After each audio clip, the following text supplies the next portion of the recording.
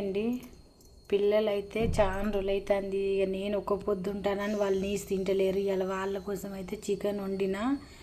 వాళ్ళు చాలా ఇక దీపావళి కాంచి అసలు నీసు తినట్లేదు. నేను ఎట్లా ఫాస్టింగ్ ఉంటాను, వాళ్ళని కూడా ఎందుకు ఇబ్బంది పెట్టాలి, డైట్ చేస్తారు కదా అని వాళ్ళ కోసం అయితే చికెన్ వండిన. ఇంకా వాళ్ళు చూడలేదు. నెల రోజులు దాకా మేము నీసు తినొద్దాం మమ్మీ అది ఇది అని అంటే కూడా అవును తినొద్దని చెప్పిన. ఇప్పుడు సర్ప్రైజ్ లెక్క వాళ్ళకు నేనైతే టమాటా కర్రీ టమాటా కర్రీ వండుకున్నా. ఇది హెల్దీగానే, ఇక డైట్ ఉన్న కాబట్టి హెల్దీగానే తినాలి. ఆయిల్ లేకుండా ఉల్లిగడ్డ గిట్ల ఏం వేసుకోను.